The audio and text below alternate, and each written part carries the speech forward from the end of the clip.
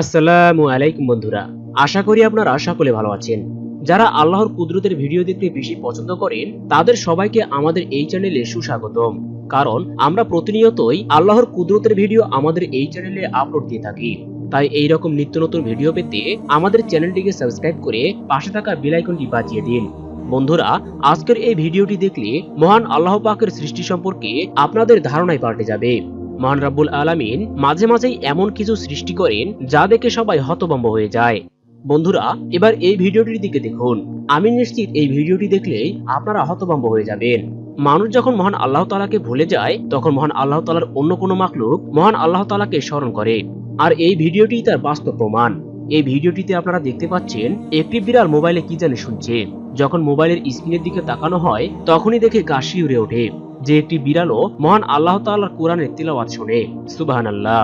তো যারা যারা এই ভিডিওগুলি পছন্দ করেন তারা এখনই এই ভিডিওটিতে একটি লাইক দিন। এবার এই ভিডিওটি দেখুন। জন্মের পর থেকেই এই মেয়েটির মাথা স্বাভাবিকের তুলনায় অনেক বড়। যে কোনো মানুষ ভিডিওটি প্রথম দেখলে হতভম্ব হতে বাধ্য। কিন্তু এই মাথার জন্য মেয়েটির অনেক কষ্ট হয়। মহান আল্লাহ যেন তাকে পরিপূর্ণ সুস্থতা দান করেন, আমিন। এবার এই ভিডিওটির দিকে লক্ষ্য করে দেখুন। এই ছেলেটির ওজন স্বাভাবিকের তুলনায় অনেক বেশি। তার দেহের ওজন প্রায় 194 কেজি। তার দেহ এতই মোটা যে কেউ দেখলে হতভম্ব হয়ে যাবে।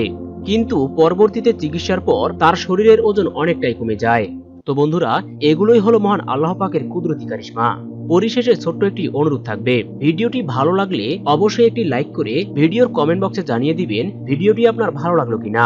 আর আপনি যদি আমাদের চ্যানেলে নতুন হয়ে থাকেন তাহলে অবশ্যই চ্যানেলটিকে সাবস্ক্রাইব করবেন।